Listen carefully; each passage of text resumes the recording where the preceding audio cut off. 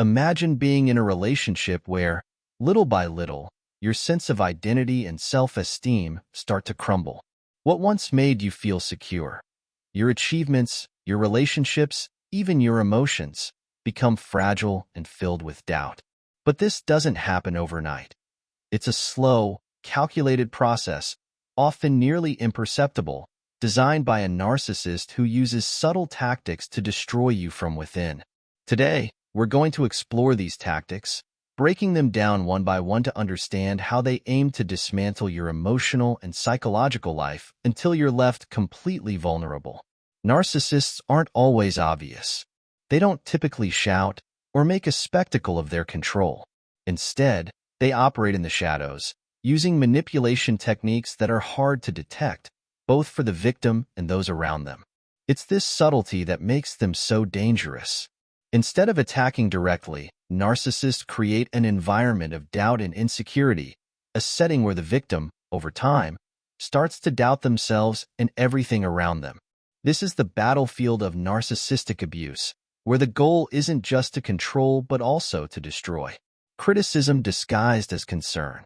One of the first ways a narcissist begins to undermine their victim's self-esteem is through criticism disguised as concern or good intentions. These comments might seem harmless at first, even genuinely concerned for your well-being. For example, you might hear something like, "I'm glad you're going out with your friends, but I just hope they don't influence you too much. Sometimes I think they drag you into things that aren't good for you." Here, the narcissist plants the idea that your friends aren't a good influence, creating doubts about your relationships and fostering gradual isolation. The danger of these disguised criticisms is that, being camouflaged as concern or advice, they are harder to reject or confront. They don't seem like direct attacks, so the victim might question if they're being overly sensitive for feeling hurt. Another common example is when the narcissist says, "I know you want to try something new in your career, but I'm worried you're taking too big a step. I don't want you to be disappointed if it doesn't work out." This comment seems protective, but it's actually intended to limit your professional growth, making you doubt your ability to take on new challenges. As these criticisms accumulate, their effect intensifies. The victim may reach a point where they feel incapable of making decisions without the narcissist's approval. This emotional dependency is exactly what the narcissist seeks because it gives them increasing control over the victim's life. Disguised criticism is an effective form of manipulation because it slowly undermines self-confidence, making the victim feel small and needy without realizing they're being attacked. This is the foundation upon which more aggressive forms of manipulation are built: silent treatment and emotional punishment. Once the narcissist has begun planting doubts in the victim's mind, they may move on to harsher tactics like the silent treatment. This isn't just a simple anger or a need for alone time to calm down. It's a deliberate form of emotional punishment. The silent treatment is when the narcissist, without warning, stops talking to you, completely ignores you, and refuses to acknowledge your presence. They don't respond to your messages, avoid you in person, and when they do speak to you, it's with coldness and disdain. This behavior is not accidental. It's calculated to provoke anxiety and confusion in you. The impact of the silent treatment is profound. When someone ignores you this way, it leaves you in a state of uncertainty and self-criticism.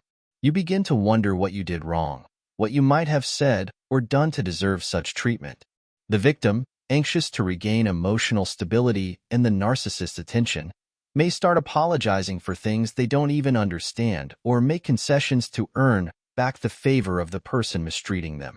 This pattern reinforces the narcissist's power dynamic, as they realize they can control the victim's emotions and behaviors simply by withdrawing their affection and attention.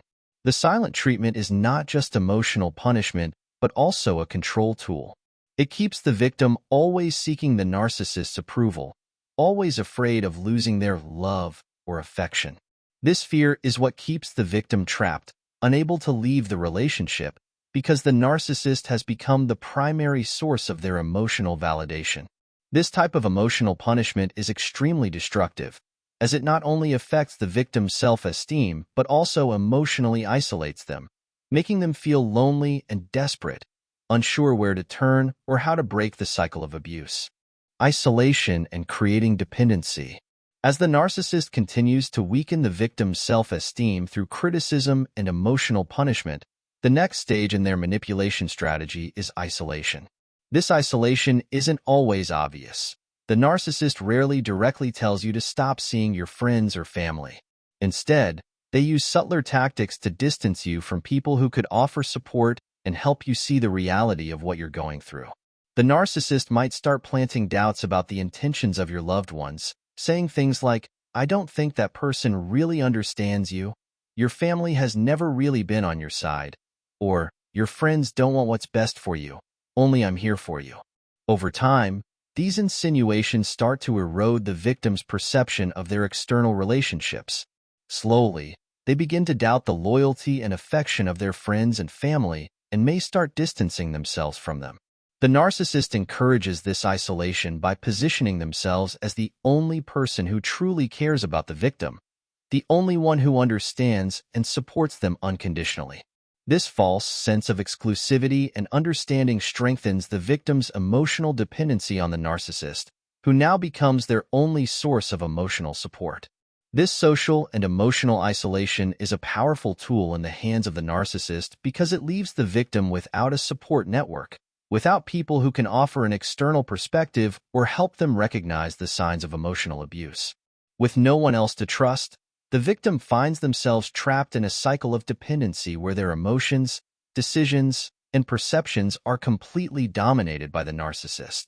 This isolation reinforces the narcissist's control and leaves the victim in an extremely vulnerable position where it's easier to manipulate and exploit them emotionally.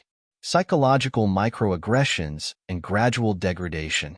Once the victim is sufficiently isolated and dependent on the narcissist, they begin to employ psychological microaggressions consistently. These microaggressions are small, almost insignificant attacks on the victim's self-esteem that, over time, accumulate and have a devastating effect. A comment here, an observation there, like, "Are you really going to wear that?" Or, "I don't know why you get so upset over something so trivial," may seem like innocent remarks, but their purpose is clear: to degrade and slowly undermine the victim's confidence. The danger of these microaggressions lies in their subtlety. They aren't explosive or openly aggressive attacks, which often makes the victim unaware that they are being targeted. But these constant little jabs start to erode self-confidence, creating a sense of insecurity that deepens over time. Each comment reinforces the idea that something is wrong with the victim, that they aren't good enough, that their emotions are exaggerated, or that their reactions are inappropriate. This gradual degradation not only destroys self-esteem, but also reinforces the victim's dependency on the narcissist, who becomes the only source of validation. As the microaggressions continue, the victim may begin to internalize these criticisms, adopting them as part of their self-image. They start to see themselves through the narcissist's eyes, believing that they really aren't good enough, or that they have fundamental flaws. This internalization is one of the most devastating consequences of microaggressions because the victim begins to self-sabotage, doubting their abilities, decisions, and personal worth. At this point, the victim is so emotionally worn down that any resistance to the narcissist's control has crumbled, leaving them completely exposed to more aggressive manipulation tactics. Gaslighting, distorting reality. Gaslighting is undoubtedly one of the most destructive and dangerous tactics a narcissist can use. By this point, when the victim is already emotionally exhausted and isolated, the narcissist begins to deliberately distort reality to make the victim doubt their own memories, thoughts, and even sanity. This extreme psychological manipulation can manifest in various ways. For example, the narcissist may deny having said something they clearly said or insist that the victim is imagining things or overreacting. Over time, these manipulations cause the victim to start doubting their perception of reality. The impact of gaslighting is deep and devastating. The victim begins to lose confidence in their ability to discern what is real and what isn't. Every time they try to confront the narcissist with something they clearly remember, they face a categorical denial or a reinterpretation of the facts that leaves them confused and disoriented. The narcissist might use phrases like, "You're crazy," "You can't think that way," "That never happened," or "I can't believe you're making things up like that." This tactic creates a mental fog where the victim no longer knows what to trust, and they start to rely even more on the narcissist to explain reality to them. Gaslighting not only destroys the victim's trust in their own mind, but also reinforces the narcissist's absolute control.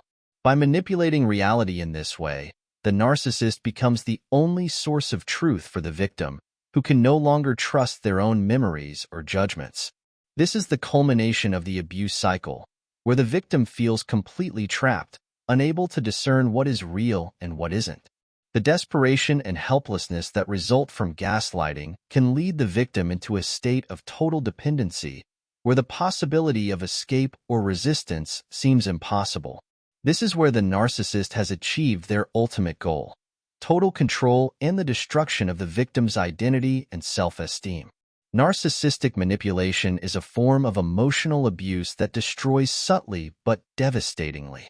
If you find yourself constantly doubting yourself, isolated from your loved ones, and emotionally dependent on someone who degrades you, it's vital that you recognize you're being manipulated. It's not your fault, and you deserve a life free of control and abuse. Seek support, talk to someone you trust, and remember that you have the right to live with dignity and respect. Awareness is the first step toward your recovery and freedom. If you resonate with everything described, it's time to take action, get out, and seek help. Don't wait for miraculous changes and walk away for good. I would love to hear your thoughts and experiences in the comments, and if you like the video, don't forget to leave a like and subscribe to the channel.